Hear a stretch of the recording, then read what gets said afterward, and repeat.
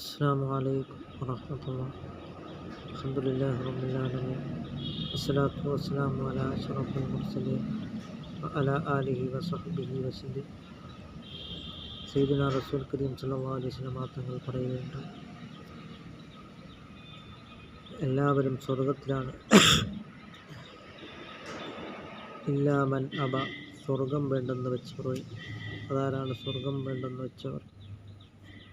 നാം തോന്നിയതുപോലെ ജീവിച്ചു കഴിഞ്ഞാൽ നമുക്ക് സ്വർഗത്തിൽ കടക്കുവാൻ കഴിയുക ഇസ്ലാം പഠിപ്പിച്ചതായ രൂപത്തിൽ ജീവിച്ചെങ്കിൽ മാത്രമേ നമുക്ക് സ്വർഗത്തിൽ പ്രവേശിക്കുവാൻ കഴിയുകയുള്ളൂ. തെറ്റായ പ്രവണതകളിൽ നിന്ന് നാം വിട്ടുനിൽക്കുകയും ഹറാമിൽ നിന്ന് വിട്ടുനിൽക്കുകയും ഇസ്ലാമിൻ്റെ ശരീഅത്ത് അതേപടി നടപ്പാക്കുകയും ചെയ്യുകയും ചെയ്തെങ്കിൽ മാത്രമേ നമുക്ക് ദഖലൽ ജന്ന, സ്വർഗത്തിൽ പ്രവേശിക്കുകയുള്ളൂ.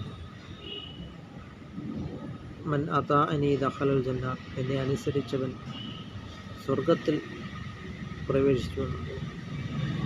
മൻ അസാനി, എന്നെ വഴിപ്പെടാത്തവൻ നരകത്തിലും പ്രവേശിക്കുന്നു. അങ്ങനെ അള്ളാഹുവിൻ്റെ പ്രീതിയിലായിട്ട് നാം ജീവിക്കുവാനും ധാരാളം സൽക്കർമ്മങ്ങളും ഇബാദത്തുകൾ കൊണ്ട് നാം മുന്നേറുവാനും നാം ശ്രമിക്കുക. അങ്ങനെ നാം അള്ളാഹുവിൻ്റെ പ്രീതിയിലായിട്ട് നാം ജീവിക്കുവാൻ നാം ശ്രമിക്കുക.